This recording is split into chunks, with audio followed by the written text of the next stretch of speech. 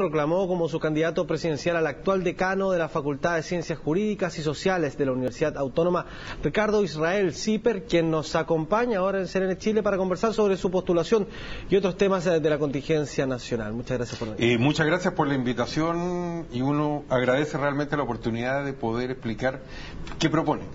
Bueno, pero antes de entrar en ese detalle, ¿cómo surge esta candidatura? Nos entramos mucho por sorpresa durante Bueno, esta el última primer hora. sorprendido soy yo. ¿Qué ocurre? Este es un partido distinto a otros. Es un partido que pasó por una etapa en que su gran líder falleció hace poco, que era el ex senador Andrés Saldívar. Entonces, Adolfo Saldívar. Adolfo Saldívar falleció, se tuvieron que organizar como partido, surgió una nueva directiva, surgió un programa con las grandes propuestas que son fundamentalmente tres: una transformación histórica como Chile no ha conocido, que es el Estado regional; un gran pacto por Chile para enfrentar los temas de salud, educación; y tercero, cambiar el actual Estado subsidiario por un Estado protector que se preocupe. Entonces, ¿qué viene después de eso? Que se tienen, después de las primarias de los grandes, se abocaron al tema presidencial y mi nombre surgió de la directiva y de las bases, e incluso hace 2 meses ni siquiera podríamos haber conversado este tema porque legalmente yo estaba impedido porque era integrante del Tribunal Constitucional. Entonces yo soy el primer sorprendido, el primer agradecido y muy contento porque están las ideas por las cuales he trabajado. Pero también va a tener vida. que enfrentar, digamos, una desventaja tremenda en términos del tiempo de campaña que han tenido otros candidatos. Vemos las primarias, toda la polvareda que se ha generado a partir de ellas, digamos, todas las discusiones ya que están instaladas en los distintos partidos políticos, y a usted le quedan un par de meses, ¿no? Suficiente. Para la elección municipal, la única elección en que he participado, fueron 30 días. Y en esos 30 días sacamos el 10% contra Rabinete y Salaquet y resultamos ser decisivos en el resultado final de quién fue electo. Y ahora aspiramos lo mismo. Fíjese, la gran democracia del mundo no es un país occidental, es la India. Y ellos son capaces de parar una elección nacional con cientos de millones de votantes en 30 días, como ocurre en la República Parlamentaria.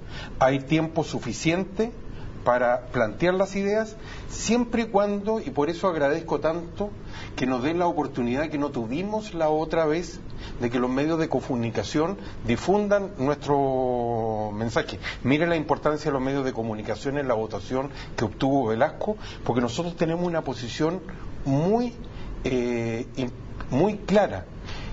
Nos definimos como un partido de un nuevo centro, moderado y propositivo, cuando está tan polarizada, por un lado la UDI y por el otro lado la candidata del Partido Comunista y la Concertación. Tenemos 2 bloques claramente definidos, y además una serie de candidatos alternativos como tal vez en otras elecciones no existían. ¿Cómo se diferencia usted dentro del resto? Porque hablemos de Parisi, hablemos de Marcel Clot. ¿Dónde se ubica usted? Nosotros nos ubicamos sin complejos en el centro, como un partido de clase media. Queremos proponer la moderación y el sentido común, y tenemos propuestas que nadie más tiene. Pero centro, porque los otros candidatos sí vemos propuestas tal vez más radicales, de acuerdo a lo que usted no hemos revisado. Si usted me pregunta si estamos por la Asamblea Constituyente, no. ¿Ya? ¿Por qué? Porque sería negarnos nosotros mismos que ¿en qué sentido? En el sentido que nada bueno puede surgir de algo que no es constitucional. Si estamos por reformar profundamente la Constitución, por supuesto. Aun cuando sea una Constitución que se generó en una etapa que no era democrática. Absolutamente, pero también es una Constitución que ha tenido más reformas que artículos. No hay otra Constitución más reformada que la historia de Chile. ¿Cuál es nuestra propuesta? En Chile, y esta discusión del binominal y la existencia de la alianza y de la concertación más el Partido Comunista es un rezago de un Chile que ya no existe, que es el del sí y el no, el del plebiscito, donde se negoció en condiciones mucho más difíciles la transición a la democracia. Pero hoy día los temas son otros: es salud, es educación, es la tercera edad, es la jubilación, para los cuales nosotros necesitamos un gran pacto. ¿Por qué? Porque si no hay un gran acuerdo, esto no va a ser duradero en el tiempo. Le damos tanta importancia. Mire lo que ha ocurrido con educación. El tema está calcado instalado no desde ahora, sino desde desde los pingüinos con Michelle Bachelet. ¿Y qué ha cambiado? Nada. ¿Por qué necesitamos, un gran pacto? Fíjese lo que está ocurriendo con el cobre. Si el precio sigue bajando, simplemente no van a haber recursos. ¿Qué puede sostener el esfuerzo del país? Es un gran acuerdo ético para enfrentar estos temas, aunque disminuya. ¿Pero no cree que a través de esos acuerdos algunas veces no se logra llegar directamente a la raíz de los problemas, a atacar de manera frontal? Por ejemplo, el tema constitucional si bien, como usted mismo ha dicho, hay una serie de reformas, tal vez la Constitución más reformada que existe, pero ¿por qué entonces todavía tenemos desigualdades? ¿Por qué entonces todavía existen elementos como el agua que se pueden transar libremente, tal como si fuera un elemento de propiedad más? ¿Por qué, por ejemplo, tenemos problemas en la educación? ¿No cree que es necesario a veces atacar los problemas de manera más directa? Ahí viene la tercera propuesta, el Estado protector. La concertación y la alianza han mantenido un Estado subsidiario. La Constitución no es neutra. Tiene un sistema político que beneficia a oligarquías partidarias. Y es muy llamativo que una dictadura antipartido legara un sistema que le da el monopolio del poder a dos coaliciones. Y, desde el punto de vista económico, el sistema subsidiario debe ser reemplazado por el Estado protector, fundamentalmente centrado en los temas que usted indica, en los temas de la infancia, en los temas de la tercera edad. Lo que no puede ocurrir... O sea, usted plantea cambiar este Estado subsidiario por un Estado protector. Absolutamente. Es una posición mucho más de izquierda, ¿no? Absolutamente. Pero no necesariamente... lo que pasa es que por eso nos definimos como un partido moderado y el sentido común. Es el sentido común decir que lo que fue en algún minuto la transición a la democracia, hoy día deben ser temas tales como salud, educación. No puede ser que en educación llevemos tantos años discutiendo y nada se haya resuelto. No puede ser que en salud haya fallos del Tribunal Constitucional, miles de fallos de la Corte Suprema y nada cambie en el tema de la CISAPRE. ¿Por qué sucede eso? Por ejemplo, porque no se ha modificado la ley, porque no hay acuerdos políticos. Cuando una mitad le impone a la otra, usted obtiene lo de ¿cómo se llama? Lo de Egipto. Cuando llega una minoría o una mayoría por una circunstancia excepcional, ocurre lo que pasa hoy día en Hungría. Sí, pero ¿de qué forma se podrían cambiar las cosas en la práctica? Porque, por ejemplo, en el tema de la salud, vemos hoy día que existen fallos del Tribunal Constitucional y miles de fallos en las distintas Cortes de Apelaciones de Chile. Respecto de la forma como han operado algunas ISAPRE al alzar los precios de los planes. ¿Y por qué, digamos, esta situación no cambia? ¿Por qué no existe...? ¿Sabe cuál es la manera? No lo sé, por eso le pregunto. Por eso yo le digo, lo tengo muy claro. Recurrir a los chilenos. El plebiscito está absolutamente limitado. Nuestra propuesta de un Estado regional pasa por regionalizar las decisiones, pero a nivel central lo que no hay es la posibilidad que cuando los políticos en una democracia representativa no se ponen de acuerdo, como ha ocurrido en estos temas, sea la gente la que resuelva. Nosotros nos damos cuenta que en temas de interés político se resuelven en un día, pero en estos temas se alargan indefinidamente. Entonces, ¿cuál es el gran cambio que tenemos que hacer constitucional? El primero de todos, la primera reforma, es que, ya sea por el presidente de la República o por un porcentaje significativo de parlamentarios, los mismos que pueden recurrir al Tribunal Constitucional, por ejemplo, se someta a resolución de los chilenos este tipo de temas. ¿Cómo lo haría usted en caso de ser electo? El PRI evidentemente tiene una participación en el Congreso, pero en ningún caso las mayorías necesarias, ni menos para hacer cambios constitucionales. ¿Cómo lo lograría? Ningún partido tiene la mayoría, y aún si se duplica en la mayoría de los distritos, tampoco se llegaría a estos 4/7 que de todas maneras se va a necesitar. Todos los grandes cambios que se han hecho, que se hizo bajo Lago, la Constitución lleva su firma, recordemos, que se han hecho a través de acuerdos.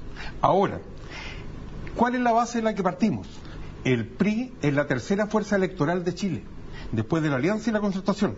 Nosotros hemos obtenido sistemáticamente alrededor del 8%, es decir, más votos que los radicales, más que los comunistas, y duplicamos al Partido Progresista.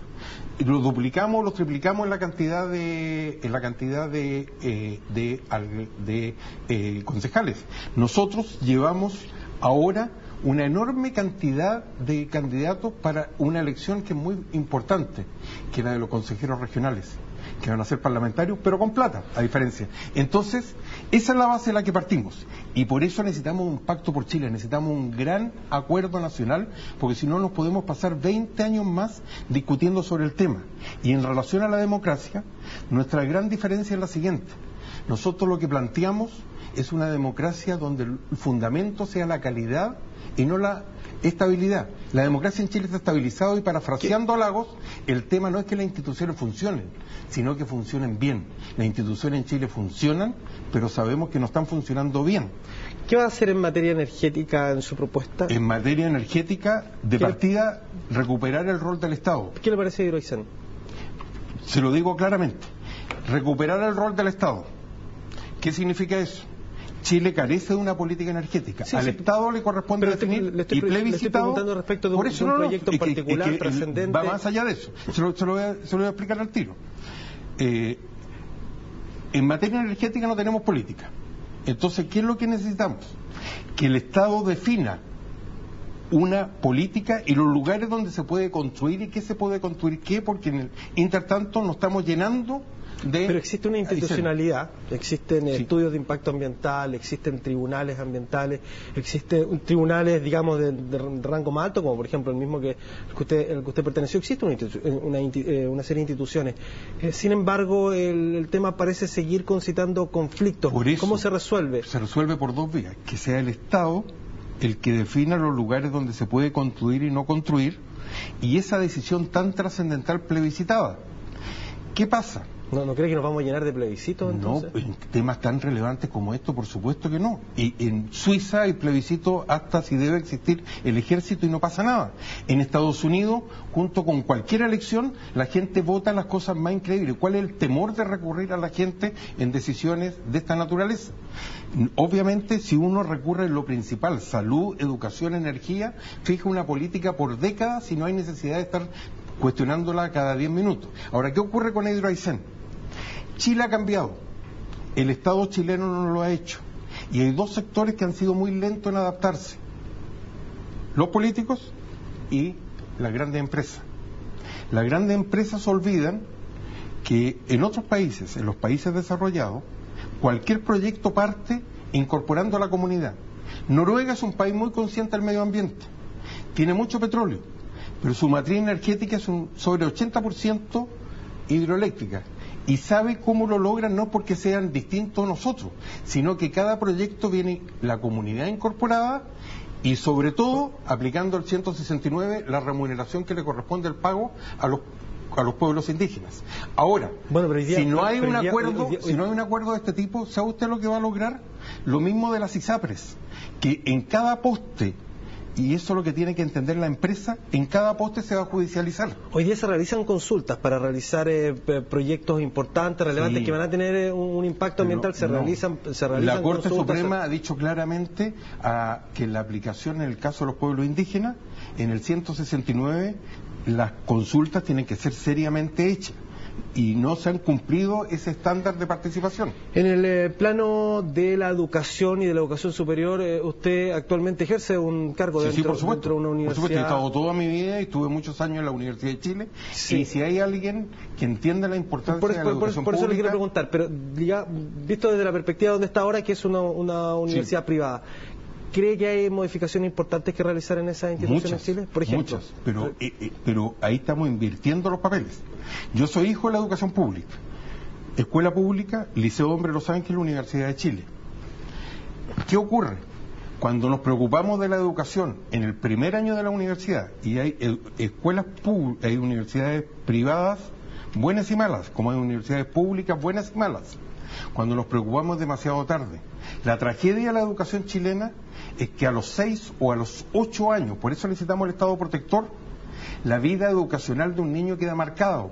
No importa cuán inteligente sea, dependiendo del colegio que vaya a los 6 o los 8 años, va a ser la universidad a la cual va a llegar si es que llega. Y eso es terriblemente injusto. Ahí hay que empezar a preocuparse del tema educativo. Chile, por ejemplo, hay un gran debate si necesitamos estudiar 5 o 6 años y no 3, como ocurre en los países desarrollados. Sí, esa pregunta está... ¿Y sabe por qué no se puede hacer? Materia que... por la formación que reciben a nivel secundario y primario. ¿Usted cree que solamente por eso, no por un afán de lucro, por generar más dinero? No, porque la universidad pública es exactamente igual. Y en la universidad pública hay tanto ¿No cree que hay carreras que se podrían dar en un periodo más Por supuesto, corto? pero lo que tenemos que entender que el sistema, hay tantas diferencias. Hay universidades privadas con fines de lucro y hay universidades privadas sin fines de lucro. Tan privadas como cualquier otra son, por ejemplo, la Universidad de Concepción, la Universidad de Upsala o la Universidad Católica. ¿Este estado protector que usted plantea, señor Israel, implica también educación gratuita a nivel universitario? Por supuesto, pero no para todos. Implica educación a todo nivel para el que no la pueda pagar. Pero lo más importante que tenemos que preocuparnos no es cuánto se paga, es la calidad de la educación que le entregamos. Lo que hay que reforzar es absolutamente la educación pública. Y yo le vuelvo a insistir, yo soy hijo de la educación pública. Iba muy poca gente a la educación, a los liceos en aquella época. Pero yo recuerdo que yo fui en una gira con una beca a Estados Unidos cuando tenía 16 años y yo llegué hablando con el inglés que había aprendido en un liceo de provincia. Si el tema es la calidad de la educación que se entrega, en eso hay que darle plata. Hablemos un poquito de la política contingente, que usted también está ingresando de alguna manera al generar esta candidatura. Convive con todas estas situaciones, como por ejemplo la que está enfrentando actualmente la Alianza. ¿Qué le parece toda esta situación que se ha vivido posterior ya a conocerse la declinación de Pablo Longueira? Esta disputa finalmente por plantear quién va a ser el candidato de la Alianza. Lo primero, Pablo Longueira en su tragedia ha posicionado un tema que yo creo que es importante para el país, la salud mental, la depresión. Todavía hay demasiados chilenos que no ven eso como la gravedad de la enfermedad. Segundo, la tradición de la derecha chilena es una de, más que de encuentro, de desencuentro. En este gobierno no han logrado llegar a un acuerdo de gobernabilidad y pasan más tiempo peleando entre ellos. Ahora nosotros vemos que la UDI ya tiene su candidata, vamos a ver lo que va a hacer Renovación Nacional, pero por sobre todo esto no va a alterar nuestros proyectos y nuestros planes, porque lo que nosotros proponemos, un Estado regionalizado.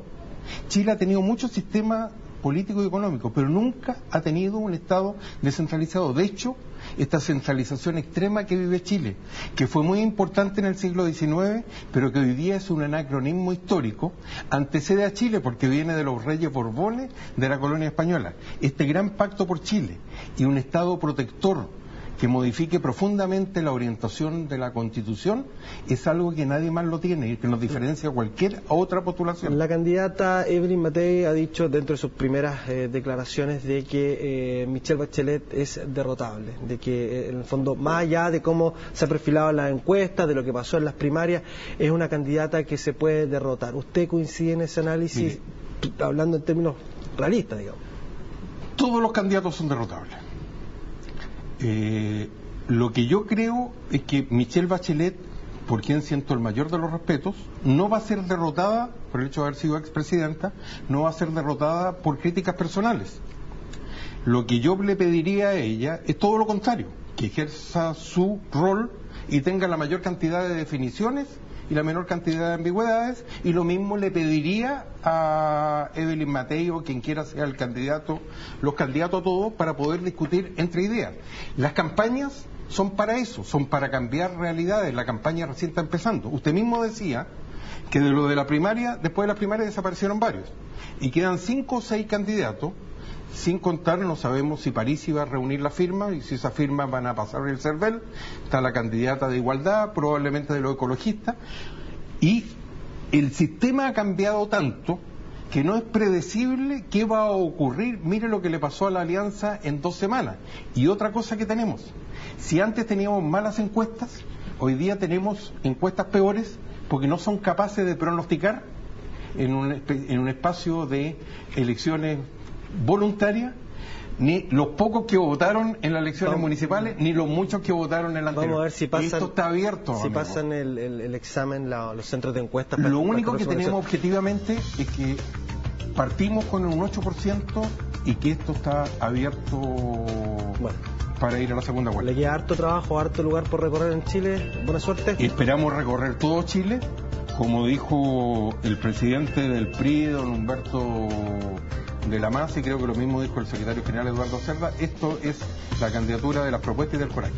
Muchas gracias. Gracias a ustedes por la invitación, es la primera. Ricardo Israel, entonces, quien concedía esta primera entrevista, lo acaba de decir, a CNN Chile, para conversar respecto de esta postulación que se acaba de conocer. Usted continúa en compañía de CNN.